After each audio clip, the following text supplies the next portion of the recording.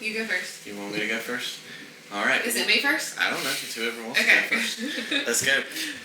This is the Bowls of Life podcast. I'm Tyler. And I'm Virginia. As we've gone through life, we've learned something important. Life is messy. It gets complicated. But we've also learned that we can jump into the mess of life. That we can create tools to help us jump into the mess of life and make an adventure of it. Welcome to our messy adventures in faith, family, and food. Yes, you have the wordiest line, and you also have the one that we changed from our original one. So we had a previous one that so do you edit throws that you out? off.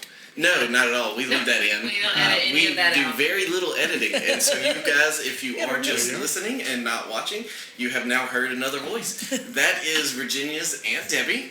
Aunt Debbie. Say hello, Aunt Debbie. Hello. And Virginia's Uncle Craig. So, hello. Hello. And you may also hear the joy of America in the background. It is July 3rd in Omaha, Nebraska. But there's also a call for heavy rain on July 4th, so it seems like a lot of friends are popping their fireworks tonight. So you'll probably hear that a lot, and that's fine. And apparently people in Omaha really like fireworks anyways. Yes, that is the so rumor. They've been going off all week. Yes. During broad daylight. At noon, I've heard fireworks. It's very interesting. Sounds like a cannon. Yeah, a little bit. Well, cool. We are hanging out in Omaha. Why are we in Omaha, Virginia? Because my Aunt Debbie and Uncle Craig live here. Yeah, they do. And they invited us. And they invited us and our kids. The whole family.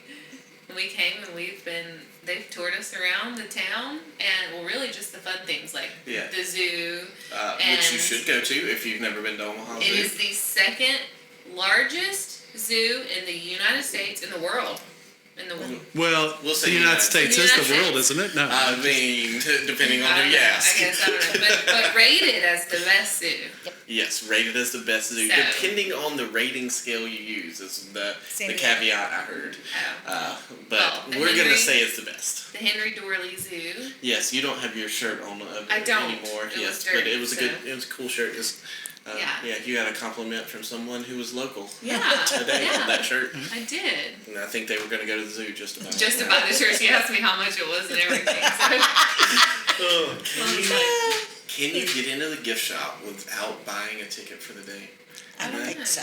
You think so? Okay. Fair enough. That would probably be good. But I mean, just go to the zoo at that point. Yes, as you should.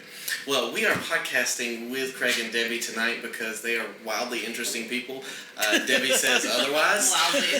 Wildly interesting. Debbie says otherwise. She felt that she wasn't very interesting, but I tell people regularly that one of my favorite parts of Smith family holidays is getting to have conversations with Craig and Debbie.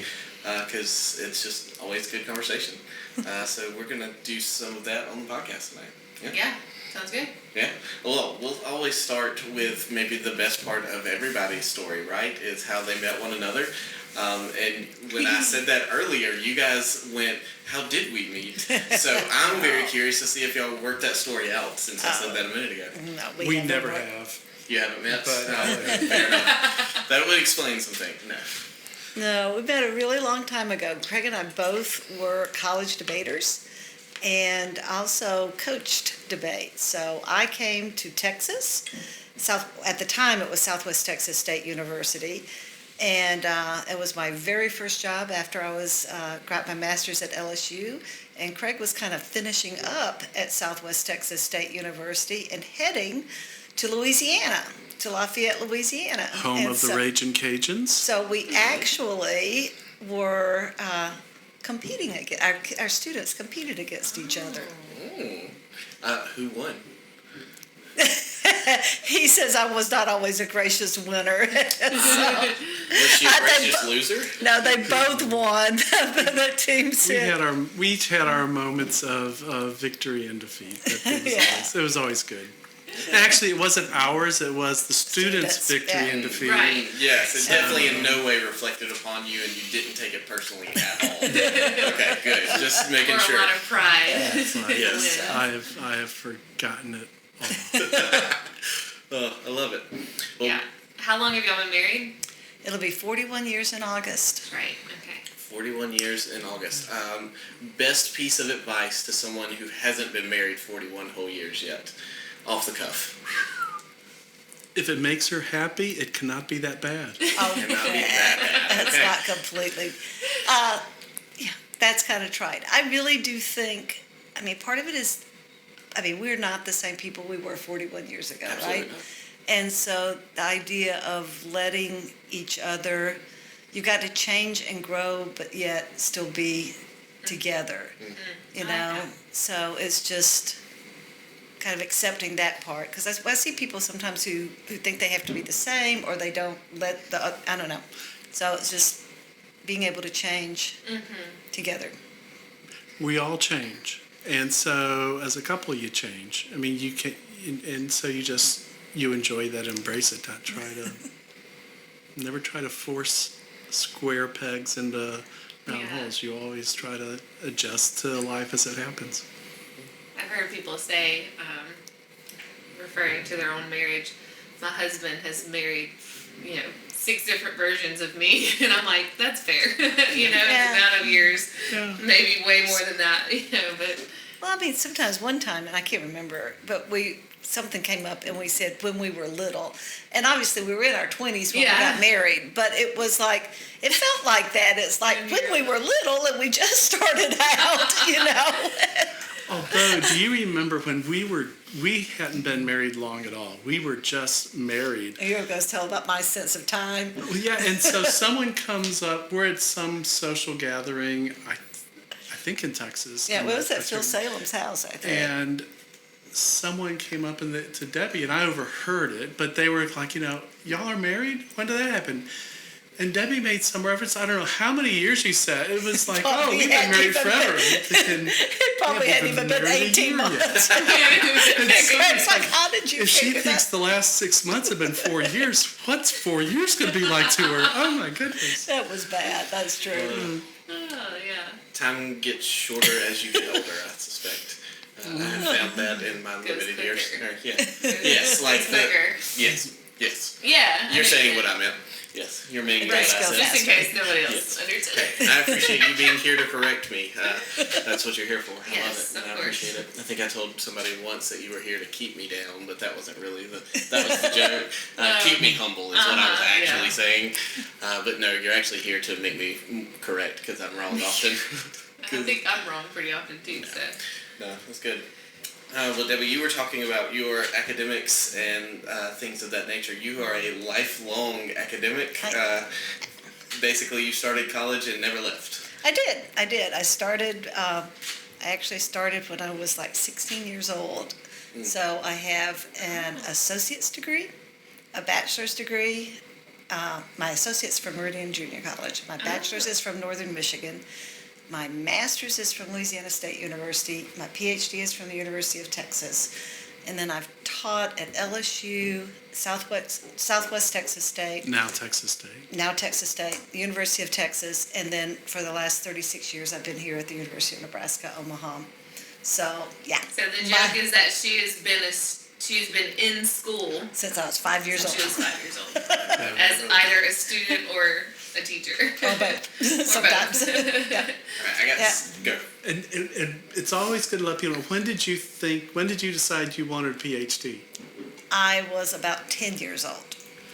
So, What? yeah. No, Was that because of your mother? Yes. Yeah. Okay. Now, so mother got her master's degree when I was about 10, and I can remember it just as clear as can be. Master's is from Southern, and she was all dressed up in the regalia, and master's regalia has the pointed, I know all about the regalia, has the pointed tails and all of this. I thought mother was beautiful. Aww. I just loved that. I was so excited. Moo was there. Everybody was there. And then we went in the Coliseum. And at that time, it was a round kind of Coliseum, and they had the students there, and the faculty and the platform party and the faculty processed around. So they came just like this. So they came where you could see them when they come through. And that's when I saw all the regalia of the faculty, right? Yeah. Which all of the PhD reps and all of that. And so afterwards, I asked Mother, it's like, how do I get one of One was those? like that. And she said, you have to get a PhD. And I said, well, that's what's going to happen. Yeah. And so I probably I didn't know what a PhD was. And then when I figured it out, it's like, then I needed a discipline. But, and so Mother and Daddy gave me my regalia for my graduation present. And I have very distinctive regalia because I have the Texas Centennial robe. Yeah. And so I look a lot like Tony the Tiger because there are these bright orange stripes where I could have had dignified blue or black or something. And so, but my students liked it because they could always see me. And then I've been on platform parties for years, and I just stand out. There are all these things. Yes. You don't miss me with it, but yeah. So I got it for the robe. That's Yeah, why. that's why Then I had to do the job after that. I Exactly. guess. Exactly. And now when you said Moo was there, Moo's your grandmother. Right. Right. Yes, my great grandmother. Your great Yeah. grandma. But- I did not get the privilege of meeting Moo, No. but I hear many a Moo story. You never actually did met her? not. Well, you No, were so little. I was like 5. when Yeah. she You were passed. 4. 4 or 5, yeah. Yep, And you I were wasn't 4. around kindergarten. until 14. Yeah. All later. Yeah. Almost 10 years later, yeah. Yeah, no, that's Yeah. true. But so many of like the friends that I grew up with, they called her Moo Moo Yeah, and of course. identified Yeah. with her and knew her. So it's Yeah. just As they should. As they Yeah. should.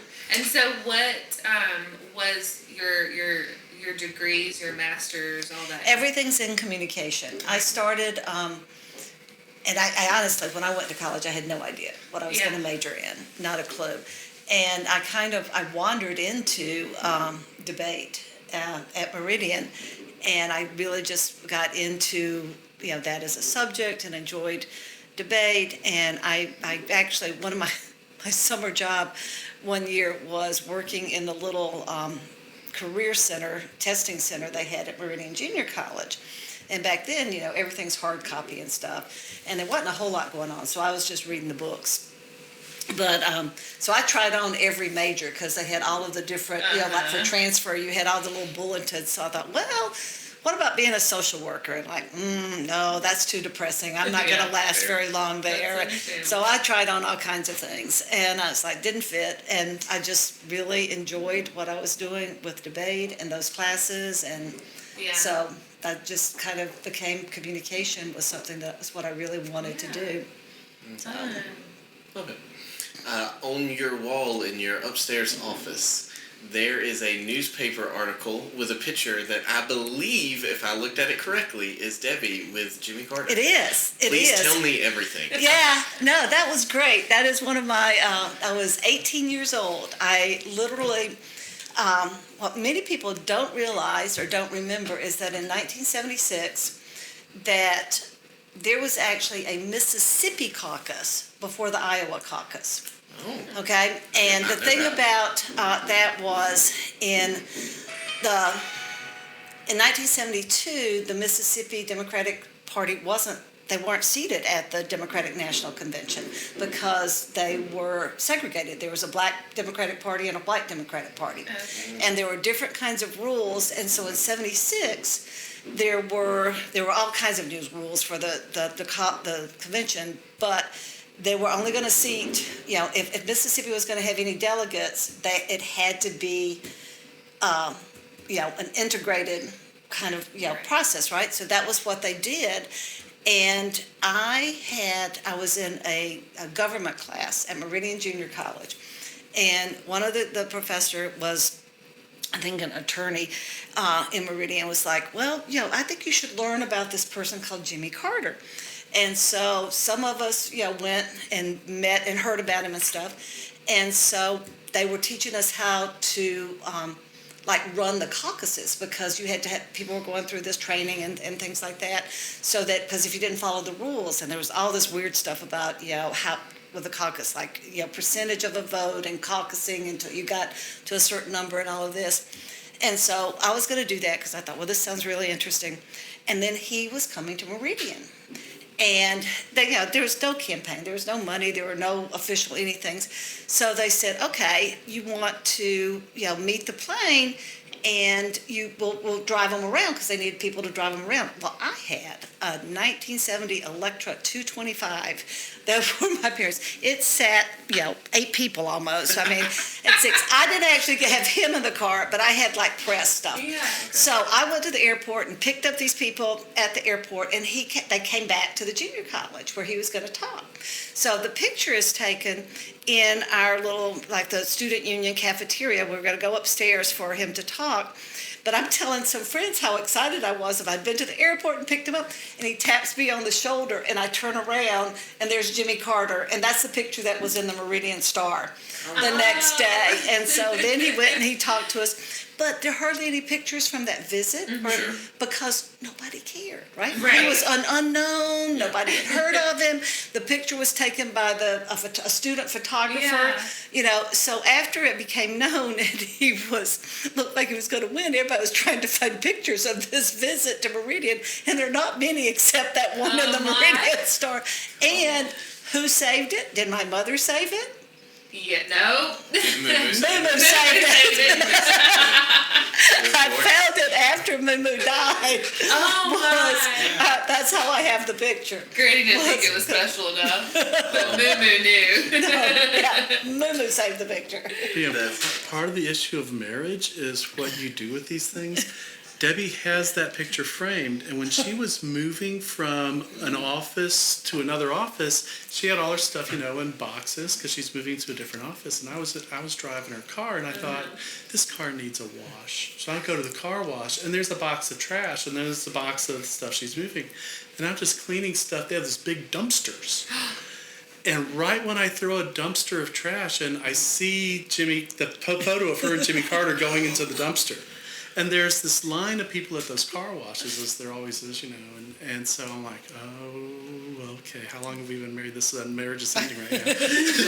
She already knows. Only one thing a person can do, climb into the dumpster. That's right. You went dumpster diving that day. I dumpster dived, jumped into the dumpster, and when I crawl getting out of those things is not easy. No.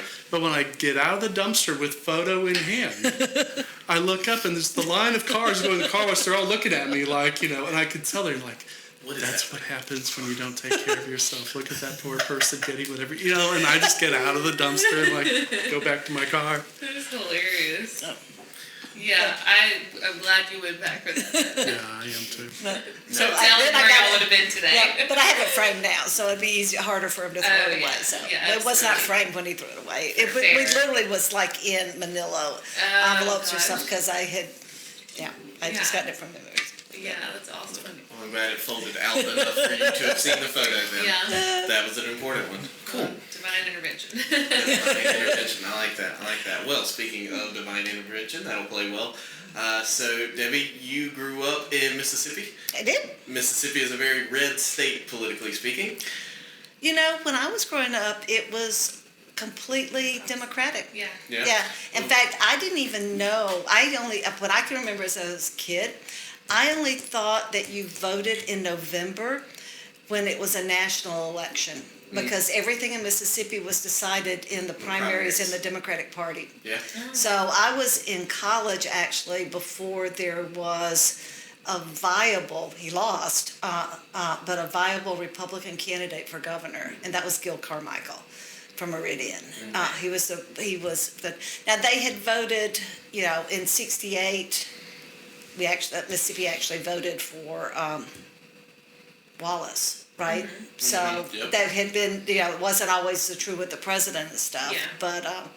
But yeah, it was, everybody was Democrats. Ooh, Yeah. okay, let's chase that. Yeah. Because you piqued my interest now. What do you think turned it, in your opinion? Well, I mean, It's multifaceted. yeah, there are a lot of things, but I mean, unfortunately, a lot of it was about race. Mm. Oh, yeah.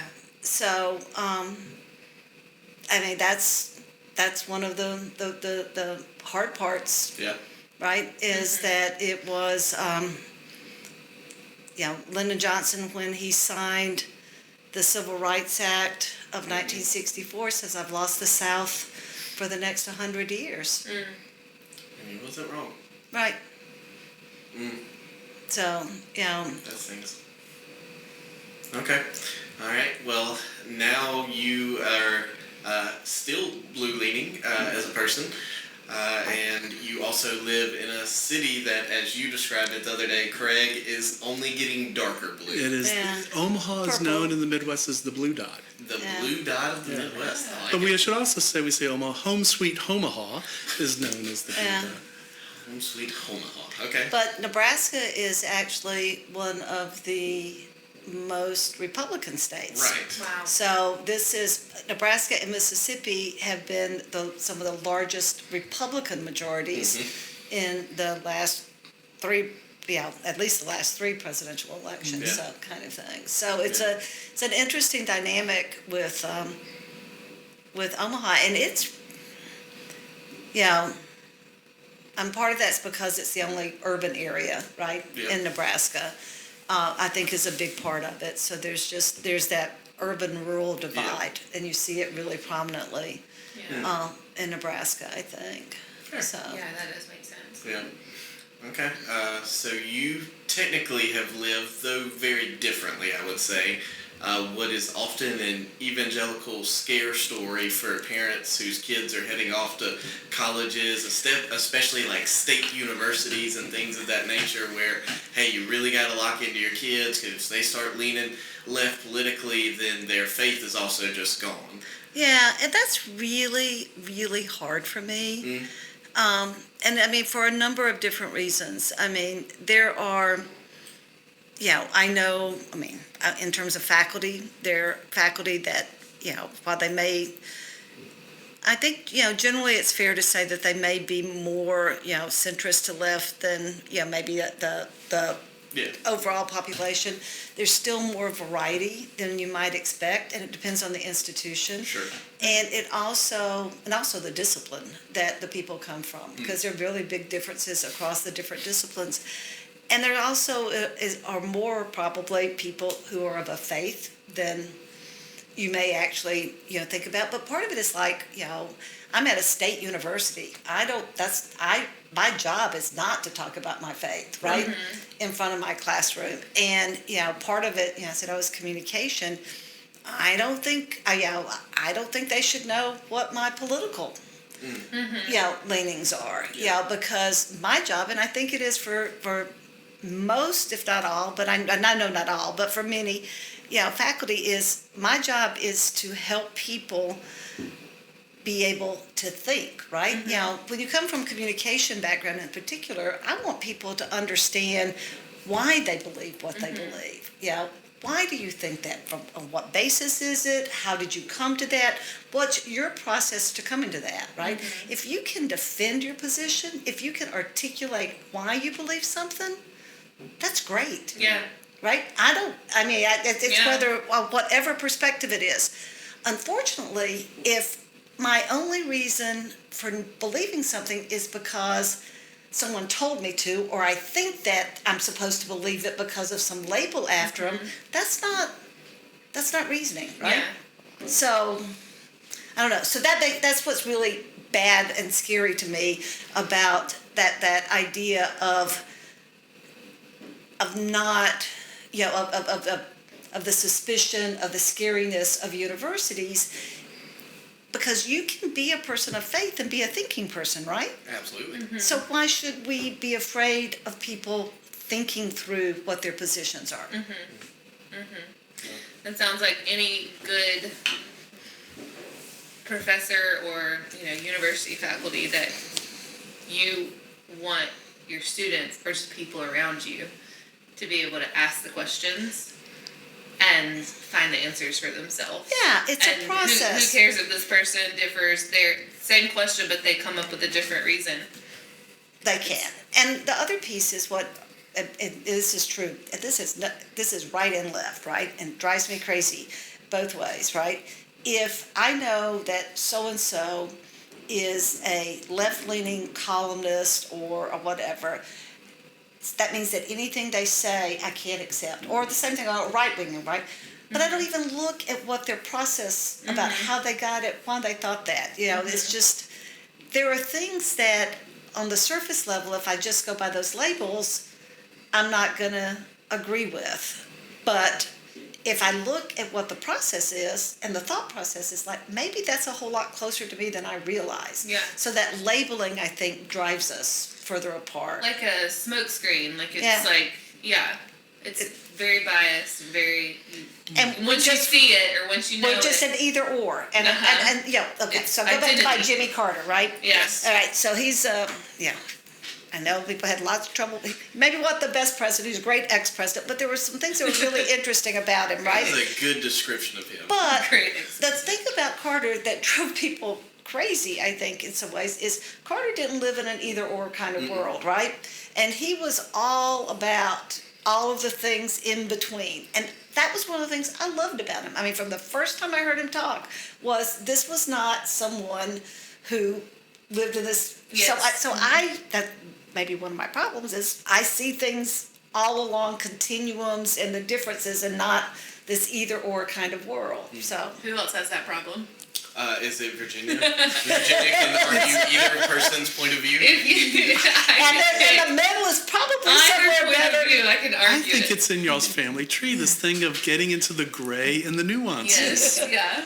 Yeah. So some people get scared about the gray, but y'all can go into the gray and live in there and see all the I can see both sides. It's really hard for me to pick a side. You know, it could be what groceries you want to buy at the grocery store.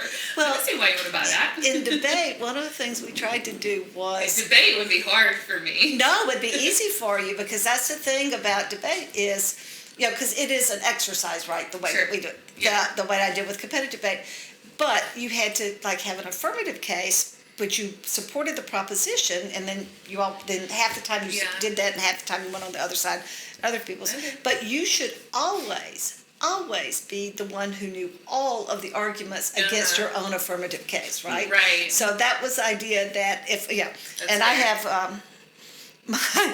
have one of the recent positions I had was working with our chancellor, and she'll laugh at me because Deb will come up with, because I do, it's I'll come up with all the reasons for this and all the reasons against this, and that she's just arguing with herself, So.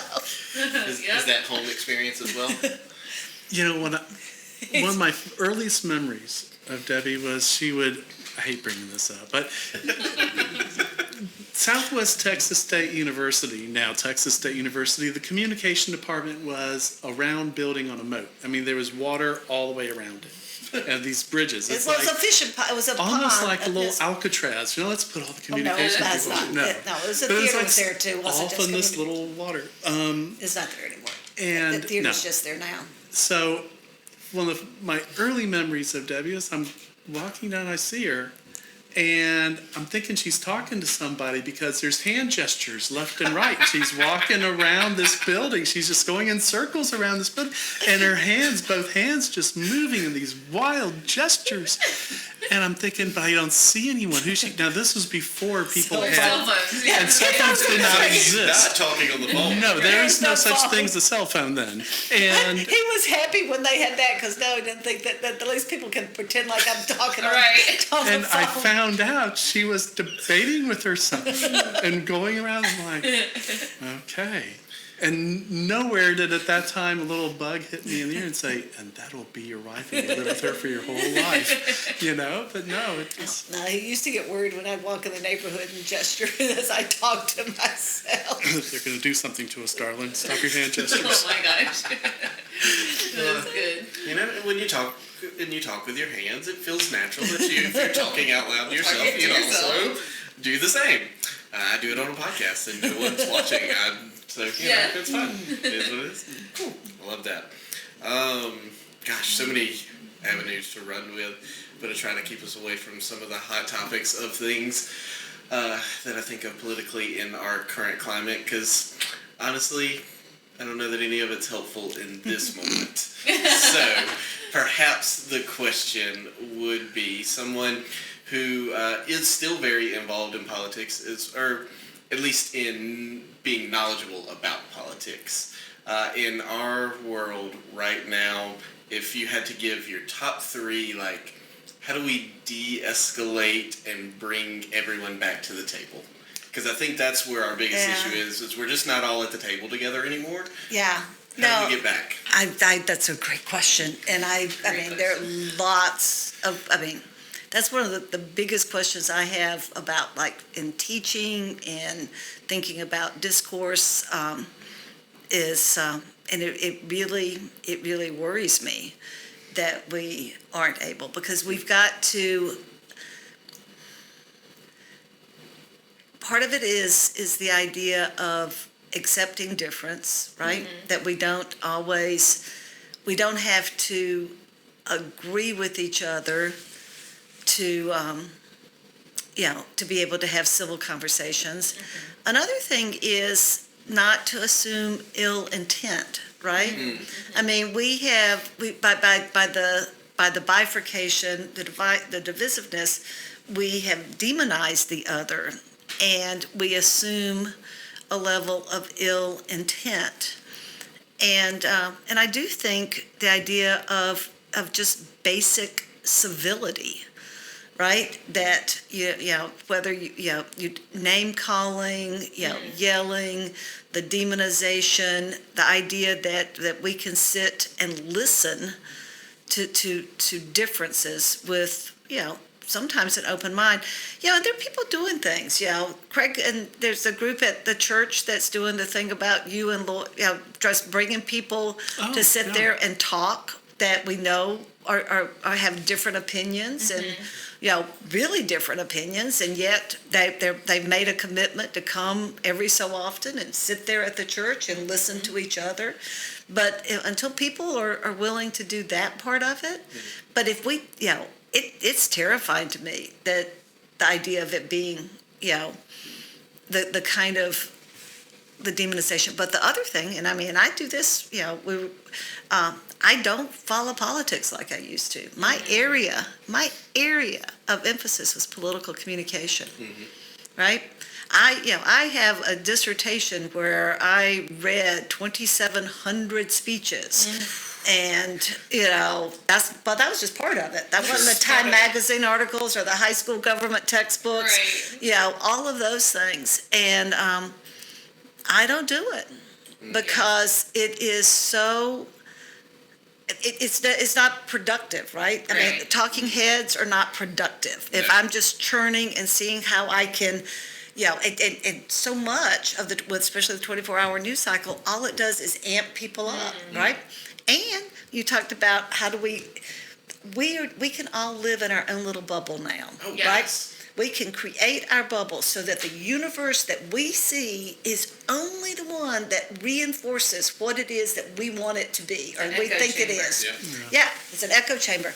And as long as if we're all encapsulated in our own little bubbles, we can never reach across them, because they're getting harder and harder kind of shells. Like, when I was a kid, heck, we only had one television station for the longest, but you had homogeneous audiences for things. Yeah. We had common ground and common ways of understanding. One of the things on the classes I taught, and I'm still struggling with this, but I was just trying to figure out, one of the things I asked them was like,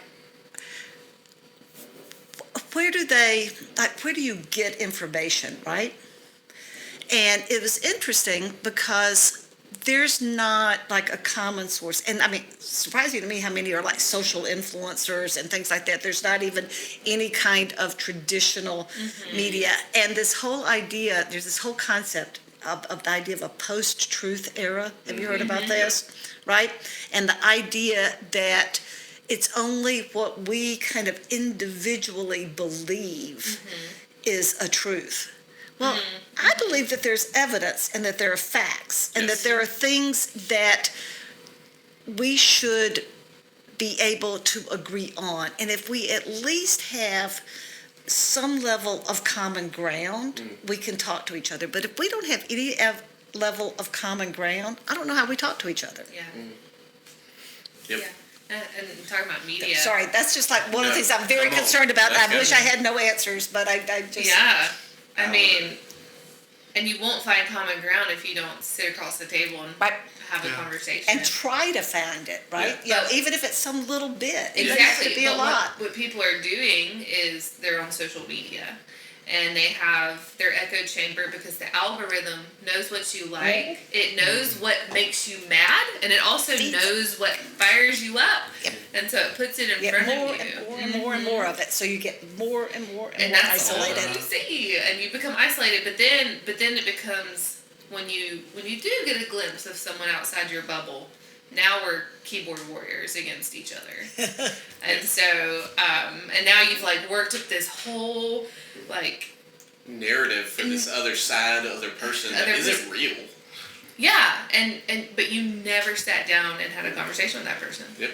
You know, Yeah. I've thought at different times that algorithms are very dangerous to our societal growth. Yes. Yes. Because if Google is just going to feed me what it believes he likes, I'm not growing. If Spotify is only going to let me hear You don't hear new music anymore. that I've already listened to, I am not growing in my artistic Yeah. love. And so it's I don't like where algorithms are taking us as a society. Yeah. But that's Yeah, no, there's something comforting about them in the moment. There's something enjoyable about them, like, because you're getting something that you want, especially once you spent enough time on whatever that platform is. Like, it has learned you, and it is feeding you what you want, and that's nice. But like you said, there's just something about the fact that you never have to stretch ever again. macaroni and cheddar cheese is really nice, but if I never get to experience what happens if I throw Gruyere, if I throw feta, if I throw some different cheeses in there and make it Or prosciutto. and add suddenly gourmet. there's a different mac and cheese. Yes. And that's not to put down the cheddar, but it's to simply say I can grow. Yes. And algorithms would never introduce that different cheese to me. No, absolutely not. Yeah. Yeah, I heard somebody talking a little while back on a podcast just about the fact that we don't share cultural moments anymore. There are very few things that we all share because of the algorithm. Think like TV, for instance. Used to, when something came out, like I think of 24, everybody was experiencing Jack Bauer saving the day 1 hour at a time at the same time. Yeah. We don't do that anymore. Yeah, there's very little of that. Yeah, even the biggest streaming services like Netflix and their most popular shows still only bring in a minute amount of the population actually experiencing that, and even relative to close to the same time. But, and that's the other piece, not having that, I think about, just like historic moments, right? Whether it's the moon landing or, other kinds of news, but not experiencing it together. But also things like the last episode of MASH, right? And the kind of viewership that had. I mean, that just, and you had to watch it then, right? Yes. Right, that's kind of not- Or thing. wait for it a week later. Oh, no, then it was almost, it You was get a long rerun, time. yeah. Took a while, but it was just, it's just, so not having that kind of, it's such a fragmented kind of environment, so, It's about and the when only we thing piece we it all have together. like that now is the Super Bowl. It's more the commercials, but, Yes. and I mean, Yeah. but even that is like, I wonder It's if it, localized. Yeah. We were talking about the fact that Virginia was in a Super Bowl commercial a Yeah. couple of years ago, Yeah. but you were actually only in a Mississippi viewers Right. Super Bowl because at that time some other ad was happening in other states. Another state. Yeah. so, Very but- fragmented. Absolutely. yeah, There you go. Yeah, well, I'm hearing like I'm segueing here. We're all around a table, and one of the ways that we can find that common ground is coming around a table.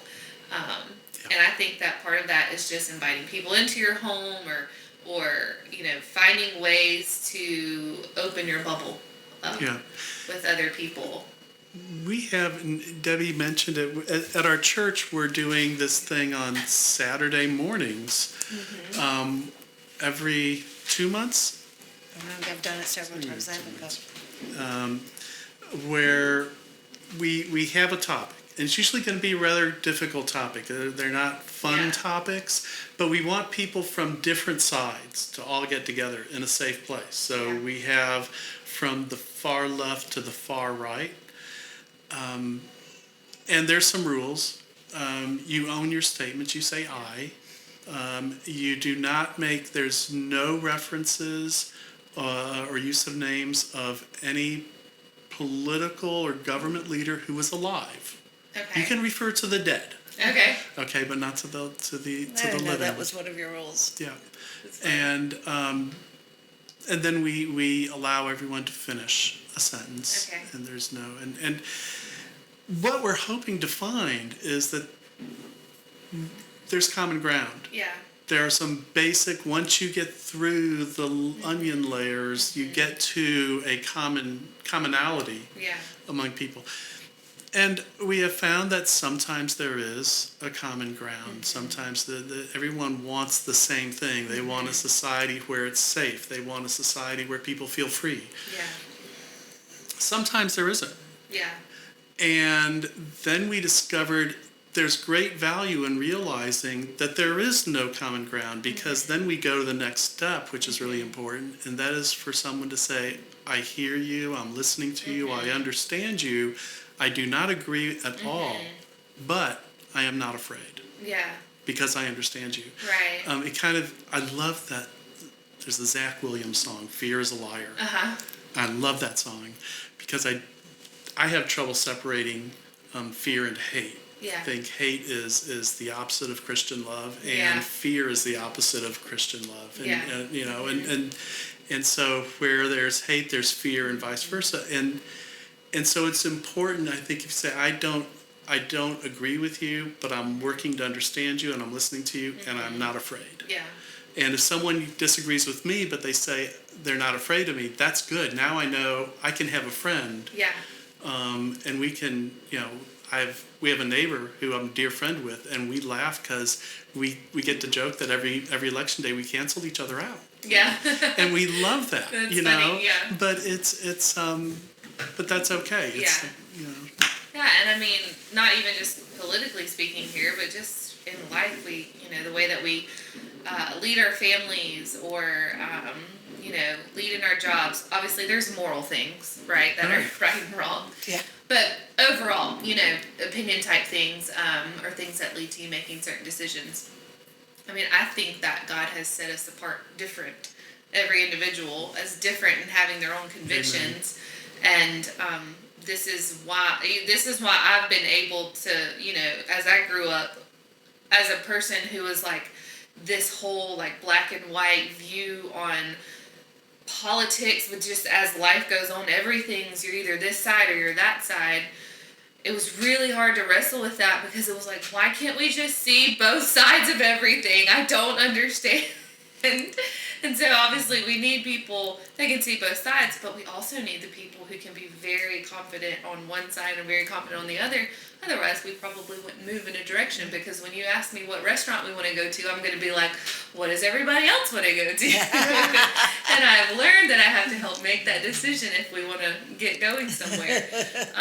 But yeah, say all that to say, I do believe that God had, he made us different for a reason. When you think about the church and what the Bible says about that, we're all different parts of the body, too. And Jesus was such a good role model in all this, because it's like, the tax collector I will have dinner with, and the Samaritan is not a bad person, and all it's there's so often the message that Jesus gives us of someone's different than you, love them, and it's like, wow, how many times do we have to hear that over and over again to understand someone is different than I am, I should love that person. And that's, even our friend bubbles, we've got to branch out there and make sure that our friends are, like, you have a neighbor who, like you said, is different than you. Having friends that you can sit down with on a Friday night, having dinner together, your family, your kids are playing together, your family's hanging out, whatever, and y'all are able to enjoy each other's company and love each other, even though you might see, different on things. Yeah.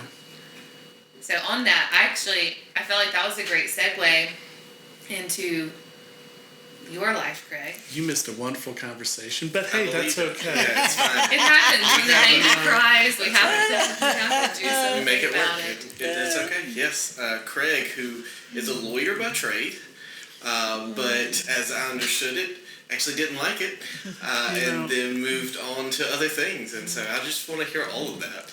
Well, it's easy for me to, having been a trial lawyer, it's a fun thing for me to diss the profession. And so I should say there's wonderful people who are lawyers. Absolutely.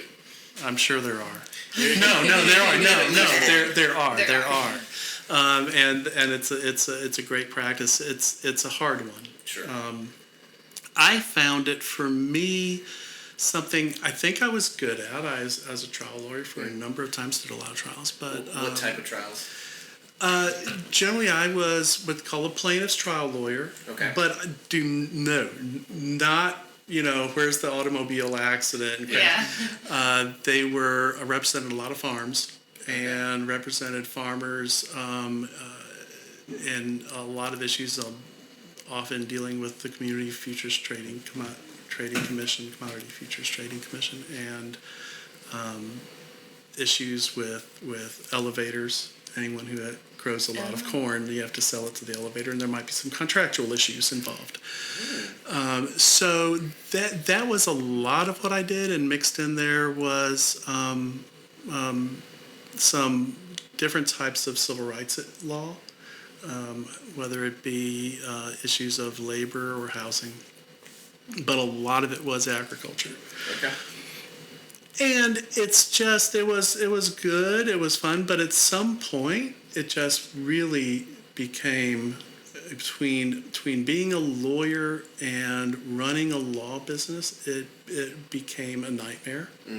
I probably am not a good person to own a small business and operate it. And I think anyone who, whether it's a restaurant or whatever it is, I don't care what it is, if you own your own business and you are succeeding over a period of time, and someone says, I've been owning my own business now for 10 years and it's doing great, I think people should stop and celebrate and say, congratulations, because it is not easy running your own business and succeeding in it. I do not think I can do it. It just tears my soul apart. So, and the practice of law does that also. I think we live in an interesting society where we really do fight. Oh, yes. And I found out later in life, there is, I think, here's my weirdness. I think everyone has a calling. I think that it's hard to find, and sometimes you just find at some moment, wow, there's a passion that excites me. I wake up in the morning wanting to do that. And I'm excited about it, and I understand its purpose, and its purpose matches who I am. I think you've hit God's calling for you. The law was not that. So I was doing something for a living that was not a calling. Yep. It was just wake up, get to work, and be miserable. And also be in an argumentative world in which my desire was, but what if we had a cup of coffee instead and just chatted about good things? Do we really have, this is not fun. I found, at the later part of my law practice, I started getting involved in nonprofits.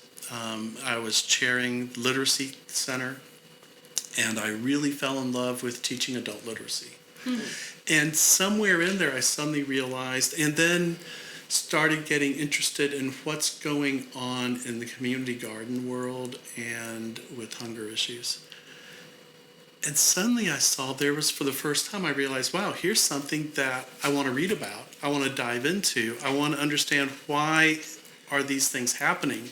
How in the world could we have a society that produces so much food and has so many people who do not know where their next meal's coming from? How can that possibly be? And for the first time, I suddenly experienced that waking up excited about what you're doing and wanting to dive into it,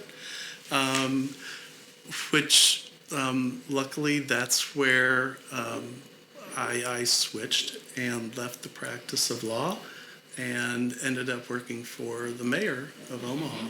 And a one-term mayor, but a wonderful one-term. You know, we did not get the people of Omaha decided not to renew the subscription. So That's a way to put it. yeah, but it was a close one. Yeah. They almost did. They were debating it, and it was a close call, but they decided not to renew the subscription.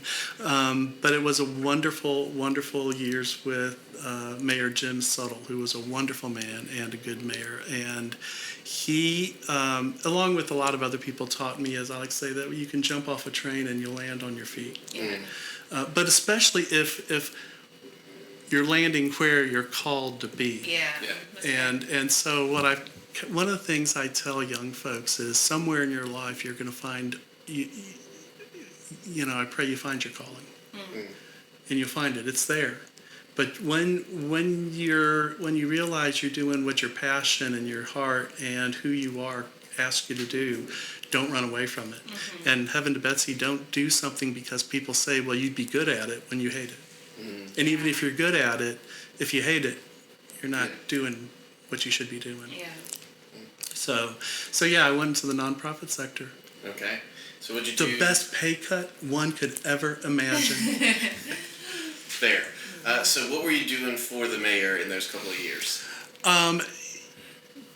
Actually, and this is something that I want to give a big plug to because it's in trouble. I was with the mayor on an AmeriCorps Vista program. Okay. Okay, and then after it, I became the supervisor for the mayor in a program that I was the mayor's chief service officer.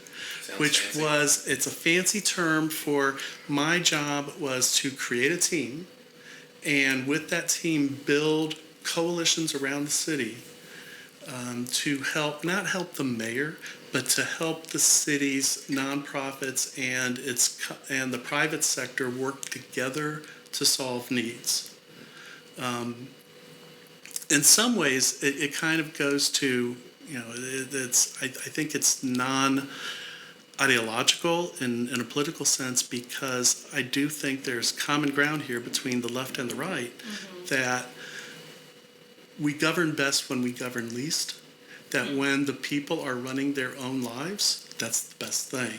And if we can have the nonprofit sector and the private sector and maybe with the government only giving some guidance and just saying, y'all take care of this, you can. Let's team up as a city. And so my job was to do that. I did Feels that like by parenting.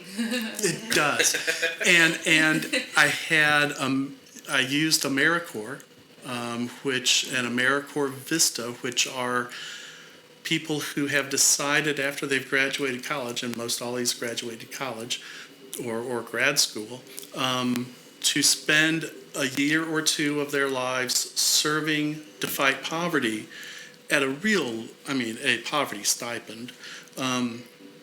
But in turn, they really learn something about themselves and the communities by giving back. It's a way, since the United States does not have a draft and we do not require people to serve, it's a way for some people to say, but I believe you should.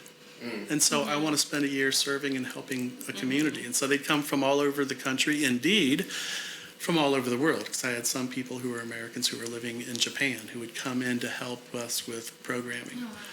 And so that's what we did. Okay. Yeah. And to let you know that God has a sense of humor.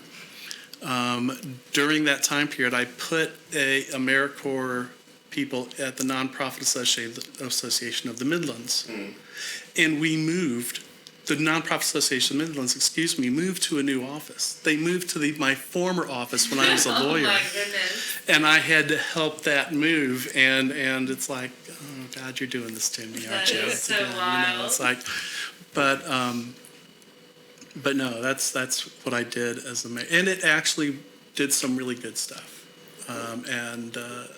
When we left, the incoming mayor, and she was a good person, she kept some of those programs, and so that was really neat. Yeah. Any of that still running to your knowledge these days? Some of them Or are in variations. in variations. We really worked hard on building urban farms and a strong local food network, and that has continued to grow. And so today there's wonderful food hubs, and there's wonderful collaborations between farms in Nebraska and Iowa and food services in Omaha. And we worked hard on that, and so it's fun to see how those collaborations still work. I had I mentioned the wonderful gentleman Ricky Green from Japan, and he should be credited. He came up to me back many years ago and said, well, he heard that myself and the person who had a similar job from the mayor of Portland's office in Oregon, we're talking about Portland is so good with bike rides and the use of bikes, and Omaha's terrible at it. But we have community gardens. Omaha's a city with over 100 community gardens. Wow. And the thought of, what if we put those together? And so he came up with this idea of a bike ride through the gardens of Omaha. And I thought it would be like, oh, please, we're not going to do that. That's going to be a disaster and a one and done deal. And it continued, and I don't know if it's still going on. It's had different renditions, and I heard someone in a local publication taking credit for it, and that person had nothing to do with it. But that was kind of neat, because someone now, it's so good that someone now is claiming ownership. Right. And I thought, well, that means sustainability. Yeah. You know, everyone wants to say they were there. Yeah, and so there was that, it's things like that have done well. We had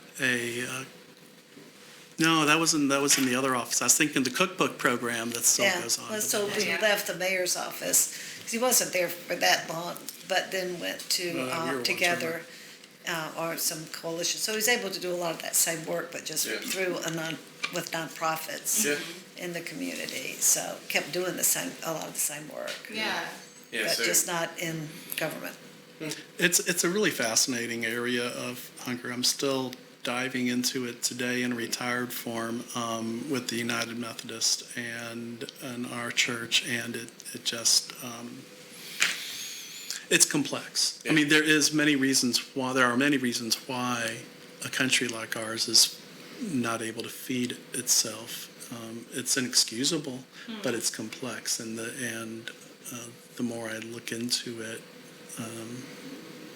I tend to get to the point of, it's not about food. It's more about love. It's more about the need for us to as a society, be together more. I find there's a lot of things go wrong when there's a lack of society, a lack of people having connections. And coming around the table together. Coming around the table together. When people can, and when the table is free to all, you know. Yeah. There was something that your mother, I think it was, said to you, I always remember about when coming up with how many people to prepare for a meal. Oh, this is Virginia. Is it? It was great. Yeah. And it's like you know, there's going to be.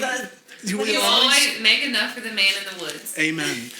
And Mother was that's movie, though, it's actually but a movie, I think. Well, that's where Mother got it from. Yeah. Right. But and so we asked her what it meant. It's like you just always got to have enough. She said so when they were making something like beans, you know, you put a scoop in for Debbie, you put a scoop in for Craig, you put a scoop in for Virginia, you put a scoop in for Tyler, and you put a scoop in for the man in the woods. Yeah, and Virginia, think about Virginia, what that's really saying is, you know, when we build a meal for our family, someone who is not a part of our family is a part of the family. Right. They're supposed to be there. That table is open to whoever wants to be there. And I that's why I love that idea. Struck you when you were young. It was. I was an adult, I think, when I heard it, or maybe late teen. Stuck. But it really stuck. Well, I used it at the church. We were preparing for this a fundraiser for the youth. It's a barbecue fundraiser. Just happened. It was successful, and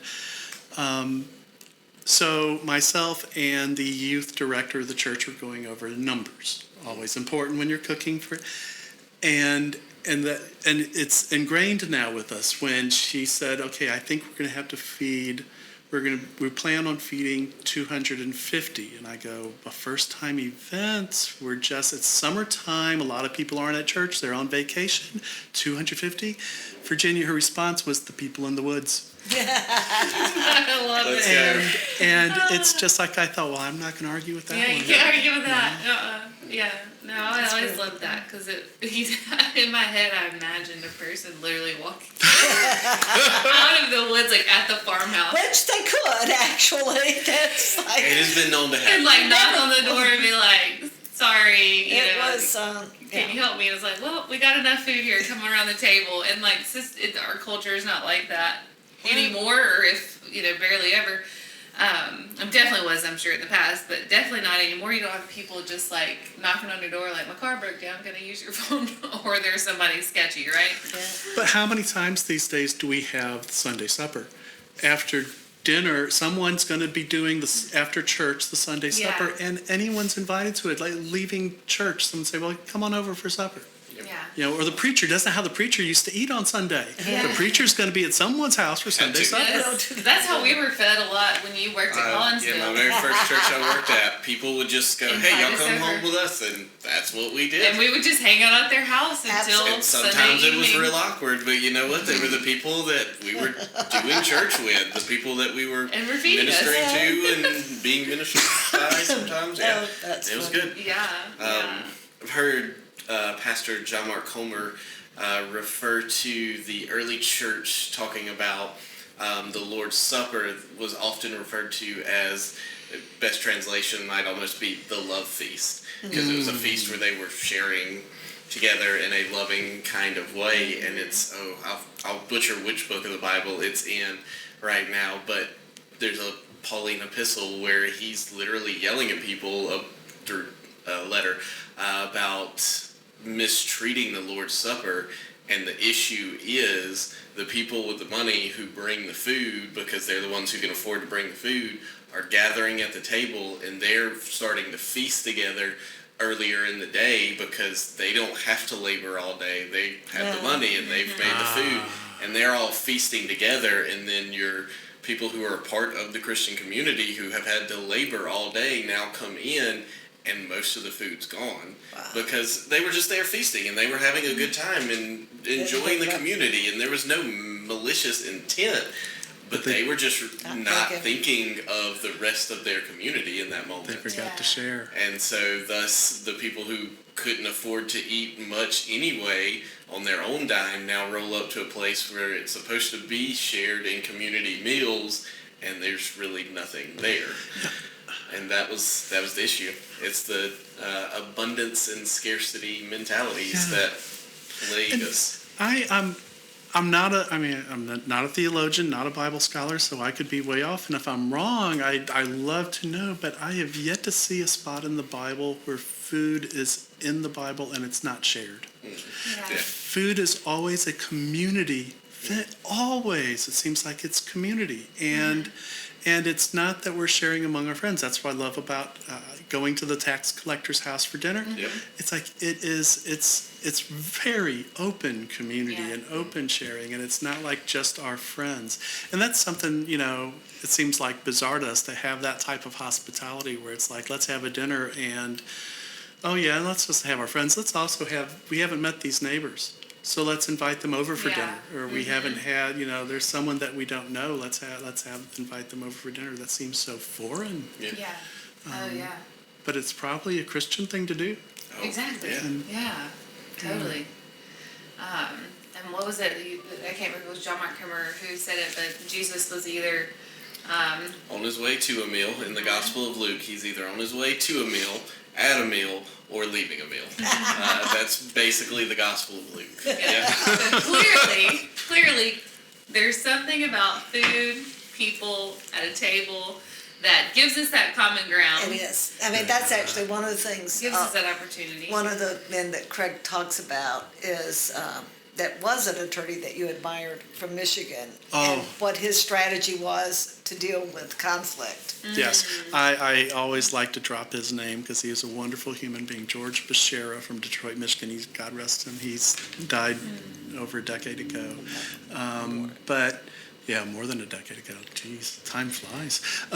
But so George Bashera was a retired judge, and as a retired judge, he would still help people with, settlements and just getting their disputes resolved. He was a wonderful person. He would take folks who were bitter enemies so much that they would sue each other to the point that they were both broke from paying lawyers to keep the fight going. And he would take them to often a Lebanese restaurant, and because he was Lebanese, and he would then have it. What's the word when you have food done in a buffet style? Family style. Family style. He'd have them bring all the dishes of food, family style. But it goes even further than that. Say that we're bitter enemies. Okay, so George would say, Craig, would you serve Tyler's plate? And I would take Tyler's plate, and I'd have to, Tyler, do you want some more beans? Do you want some more? And then the same, you'd have to, and so occasionally, George during the hearing might say, Craig, Tyler's glass looks, I think he's low on water. Tyler, would you like some more water? And if you are serving someone food, and they're serving you food, Humbling. it becomes hard to really dislike them. Yeah.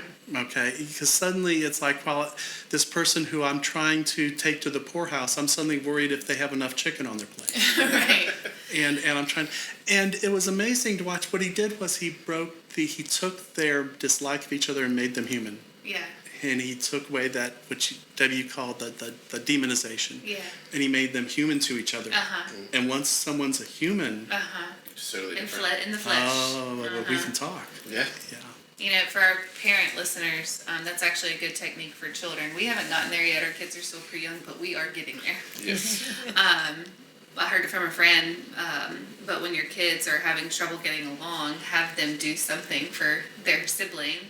And when they did it with their children, both friends did this, they noticed like they were finding joy in fixing their backpack for their brother, or getting their snack ready, or helping them with their laundry. And it was like, you just have to do something, in service to your sibling. And it was, obviously it's not going to be a quick fix, but it's like just putting that, instilling that in, teaching that into your children, that we serve one another. Just like Jesus, he came not to be served, but to serve. And that creates that ground of humanity, being able to be equals. Like we are all human. We are the same. Yeah. You said a phrase in there, the quick fix. And the fact of the matter is, there are no quick fixes for anything. Never. I mean, if we're talking in the political sphere, are we bringing people to the table with a quick fix? No, we're bringing people to a media moment with a quick fix that in 2 weeks will either have been forgotten or will have just completely folded in on itself, and now everybody's talking about how that happened. Or it changes and there's a new story. New story, that too. Or if we're talking in food insecurity world, it's a thing, a topic I've heard you talk on several times, a lot recently while we've been hanging out this week, of, food banks are helpful in short terms, but often are more harmful if that's all they do is hand out food, because someone's just getting a handout and never learning how to get a hand up, to use that kind of phrasing. Well, and it's That's so true. It's like a Band-Aid. It's not, like the food pantries, the food banks, they're serving the need. Yes. But these people are walking away isolated still, but they got a pack of food. They don't have a community that they're leaning on. Hey, do you have some eggs I can borrow? Yeah. You know what? I need some milk. Do you got some? And sharing it together, but also the community garden aspect of being able to even provide for yourself, or not even just for yourself, but for your community. Mm-hmm. You know, we work together in this community garden. We don't have that in our area, community garden. I love that know of any, concept, but yeah, just being in a community, right? Food banks are great for serving that need of food, but we wanna also Part of it is helping to build the self-sufficiency. Like Yeah. self-sufficiency. people yeah. are hungry for a reason. So what is it that they're lacking? What skills are they Yeah. lacking? What kind of other Yeah. things Yeah. are going wrong in their lives that are a part of that you can try and find another path. Yeah. Because Craig would always talk about his goal was to shorten the line, right? Yeah. You don't want, the idea Right. is to, Smart, yeah. And you don't shorten the line with food. No. Right. You know, I've thought the food pantry in its classical sense is like putting a Band-Aid on a curved part of the body. Yeah. You know, it's just not going to hold very long. It's gonna go off. It's yeah. going to fall off. But Good boy, analogy. if someone, instead of just getting food, can develop connections, and that's what community. There's Right. amazing evidence that when community gardens are not just about, oh wow, there's a tomato growing, pick a tomato, whoopee, but are literally people building a garden together. Yes. And I've seen that. Some amazing things I've seen with community gardens in homeless communities, where suddenly you see homeless people working together in a garden, and they suddenly become united on something. And you can tell, is this changing their lives tomorrow? Are they going to be? No. But they have support now. And that's the journey, is I'm not alone. Yeah. You know, the worst thing is being alone. And so that works. But then you have that, and then it's like, you know, I always like to refer to one of the truest statements of any political leader was Ronald Reagan saying the best social service program is a good paying job. Yeah. And how do you get that good paying job? That means I have the ability to have a home, or at least some housing. I have I have connections. I can be clean. I can get educated. And education doesn't have to be a 4-year college degree. Right. I mean, when I was teaching adult literacy, the celebrations we would have when someone could get a GED, Yeah. because a GED meant so much success. Yeah. And so, but to have that education, that, you know, and to be able to have connections in society and a job, that then you don't need the food pantry. Yeah. I just dream of a day when we can all sit back and say, hey, do you remember when the United States actually had this thing called Feeding America? Oh yeah, they went out of business. And it's like because we don't need food pantries, but we have to get ourselves where we all love more, I think, and share more. And the church plays a huge role in that. Church is everything with that. Yeah. Church is where sharing happens. Church is where Yeah. love happens. You Get know? life, give life, as our motto is in our church. But yeah. Yeah. You know, that's the beauty of someone can walk into a church and then someone says, you know, you're welcome. And all are welcome, right? That's the thing of the Right. church. All are welcome. And then now suddenly where I was alone, I'm not alone in this church. Yeah. Yep. I have people who will pray with me and support me, and suddenly, you know, we're all there helping each other. Absolutely. It's beautiful. Oh, so many good things, so many more questions, but I will be mindful of the length of our episode and also be mindful of the hour of the night and bedtime and the fact that we're rolling out tomorrow and we also have to pack up and do all the things and miss more of this good conversation. Highly recommend Omaha, Nebraska as a family Yes. vacation. Great spot. Lots of fun things for small children, but also for Adults, too. older kids and Yeah. adults. Yeah. Omaha, Nebraska. You drive through a lot of nothing to get here. and then Don't you're here. be so rude to Iowa. Oh, no. No. We only spent Missouri. a few seconds in Iowa. Oh, You got a lot of Missouri. Yeah, there was much Missouri. And Arkansas. Which Yes. Arkansas is pretty. It's mountains. Anyway, hey guys, thanks for hanging out with us on this podcast. Thank you guys, the ones who are listening in on this podcasting journey. Here's what you can do for us this evening, or middle of the day, whenever you're listening. Head to our website, bowlsoflife.com. Hop down to the very bottom and you'll see something that says join our emailing community. Hop on there, that way you know when anything Bowls of Life is happening. And we will see you guys again soon. We did it. We did it.